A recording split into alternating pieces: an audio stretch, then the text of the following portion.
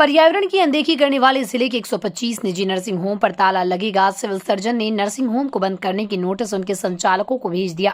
इन संचालकों ने प्रदूषण नियंत्रण बोर्ड को प्रदूषण नियंत्रण के दस्तावेज नहीं सौंपे। बोर्ड ने ऐसे नर्सिंग होम को चिन्हित कर सीएस कार्यालय को उनके नाम के साथ कार्रवाई का पत्र भेजा था। ये नर्सिंग होम जूरन छपरा से लेकर उमा नगर तक के इलाके के बीच के हैं।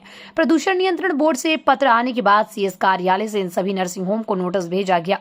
नोटिस में प्रदूषण नियंत्रण बोर्ड से आए पत्र का हवाला देते हुए नर्सिंग होम को बंद करने को कहा गया। प्रदूषण नियंत्रण बोर्ड ने सीएस को भेजे पत्र में कहा कि इन नर्सिंग होम को कई बार पत्र लिखकर प्रदूषण नियंत्रण से जुड़े हुए दस्तावेज मांगे गए, लेकिन नर्सिंग होम ने दस्तावेज नहीं सौंपे। इन सभी नर्सिंग होम में बायोमेडिकल वेस्ट के निस्तारण की भी व्यवस्था नहीं और इसके लिए कोई कदम भी नहीं उठाया गया। अस्पताल में पानी और वायु को प्रदूषण से बचाने के लिए कोई उपाय नहीं किए गए। सीएस डॉक्टर यूसी शर्मा ने बताया कि प्रदूषण नियंत्रण बोर्ड के निर्देश के बाद इन सभी नर्सिंग होम को बंद करने का नोटिस जारी किया गया। ये प्रदूषण नियंत्रण के मानक पर खरे नहीं पाए गए। वो तो एक प्रोसेस है कि उनके जो भी लाइसेंस दी जाती है, जो मान्यता दी जाती है कि आप चलाएंगे, उसमें एक पोल्यूशन जो है वो सबसे ऊपर रहता है। फायर का, पोल्यूशन का बहुत सारा मानक है। उसमें पोल्यूशन वाले लोग वो दिए हैं कि वो, और कचरा मैनेजमेंट वाला जो भी आया है, मैक्सिमम पोल्यूशन का ही आया है, एंटी पोल्यूशन का। तो उनके तरफ से जो अनुशंसा आई है उसके आलोक में बिहार में नगर निगम और नगर निकायों के 30,000 कर्मचारी अनिश्चितकालीन हड़ताल पर हैं। बिहार लोकल बॉडीज कर्मचारी संयुक्त मोर्चा और स्थानीय निकाय कर्मचारी महासंघ के आह्वान पर कर्मचारी 6 दिनों से अनिश्चितकालीन हड़ताल पर हैं। इसमें नगर निगम, नगर परिषद व नगर पंचायतों में कामकाज और कचरे का उठाव प्रभावित है। हड़ताल पर गए कर्मचारियों ने जोरदार प्रदर्शन किया। नगर निगम के कर्मचारियों ने नगर निगम कार्यालय में जमकर प्रदर्शन किया और सरकार के खिलाफ जमकर नारेबाजी की। हड़ताली कर्मचारी समान काम के बदले समान वेतन, 10 साल से अधिक समय तक अनुबंध पर काम कर रहे कर्मचारी को नियमित करने, आउटसोर्सिंग को खत्म करने, 7वां वेतनमान सहित 12 सूत्रीय मांग को लेकर काम बंद कर हड़ताल पर हैं। कर्मियों और अधिकारियों के बीच हड़ताल तोड़ने को लेकर की गई वार्ता भी विफल रही। राज्यव्यापी हड़ताल हमारा पूर्व से ही लंबित था सरकार के यहाँ 11 सूत्रीय मांग, जिसमें हम लोग बहुत आग्रह किए, लेकिन अनदेखी करते करते सरकार हम लोगों को 2 साल समय बिता दिया, मजबूर कर दिया हड़ताल करने के लिए।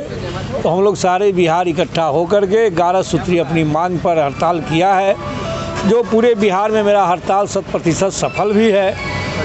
और कल शाम में प्रधान सचिव आनंद फानंद में वार्ता भी बुलाए। कुछ मुद्दों पर सहमति बनी, कुछ पर नहीं बना, जिस कारण से वार्ता भी विफल हो गया। और जब तक हम लोगों को सम्मानजनक समझौता नहीं होगी, कुछ जो मांग है सरकार स्तर पर, उसको सरकार जब तक उसका निदान नहीं निकालता है, जैसे अनुकंपा बहाली पर रोक लगा दिया, पूरे निकाय में पद को समाप्त कर दिया। जब आप रिटायर करेंगे पद समाप्त हो जाएगी, मर जाएंगे पद समाप्त हो जाएगी। ऐसे जो काला कानून बना करके ये आदेश निकाला है, जब तक उस आदेश को वापस नहीं लेगा और 7वां वेतन नहीं दे देगा, अतिरिक्त संविदा कर्मी को कर्मी मान नहीं लेता है निगम का, तब तक यह हड़ताल जारी रहेगा। बिल्किस बानो गैंगरेप कांड व जनसंहार के आरोपियों की रिहाई रद्द करने और इंद्र कुमार मेघवाल की बर्बर हत्याकांड के खिलाफ राज्यव्यापी विरोध सप्ताह के तहत भाकपा माले इंसाफ मंच, एपवा, आइसा, RYA और AIPF ने संयुक्त रूप से माले जिला कार्यालय स्थित हरी सभा चौक से प्रतिवाद मार्च निकाला। इंसाफ मंच बिहार के राज्य अध्यक्ष सूरज कुमार सिंह ने कहा कि देश की आजादी की 75वीं वर्षगांठ पर एक ओर जहां देश के पीएम मोदी महिलाओं के सम्मान पर भाषण दे रहे थे, दूसरी ओर गुजरात के चर्चित बिल्किस बानो कांड के बलात्कारी को जेल से रिहा होने पर भाजपाइयों ने इनका स्वागत किया। उम्र कैद के दोषियों की रिहाई केंद्र व गुजरात सरकार पर प्रश्न खड़ा करता है। भाजपा द्वारा सत्ता के अहंकारी दुरुपयोग और न्याय की उम्मीदों की हत्या के खिलाफ आज पूरे देश को उठ खड़ा होना होगा। भाकपा माले विधायक दल बिल्किस बानो के बलात्कारियों व जनसंहारियों की रिहाई के आदेश को अविलंब रद्द करने की मांग की। भाकपा माले इंसाफ मंच, RYA, आइसा, एपवा और AIPF के संयुक्त बैनर से पूरे बिहार में राज्यव्यापी प्रतिवाद मार्च चल रहा है। आप तमाम लोग जानते हैं कि जिस दिन मोदी जी लाल किले के प्राचीर से महिलाओं के प्रति असीम प्रेम का नज़ारा प्रकट कर रहे थे, उस दिन हम लोग को लग रहा था कि शायद आज ट्रेन गलत ट्रैक पकड़ लिया है, लेकिन बाद में समझ में आया कि नहीं, ट्रेन बिल्कुल सही ट्रैक पर था मोदी जी का।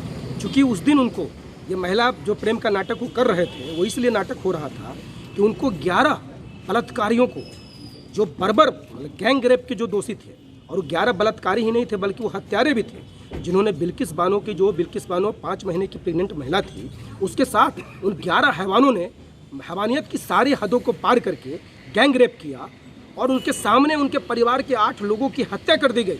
5 साल की बेटी को पटक पटक के मार दिया गया। इन 11 लोगों को एक्चुअली जेल से बाहर करना था मोदी जी को, इसलिए मोदी जी लाल किले से महिला प्रेम दिखा रहे थे। लेकिन पूरा देश समझ गया कि इस महिला प्रेम के पीछे इनकी क्या कहानी है। और इस देश ने देखा पहली बार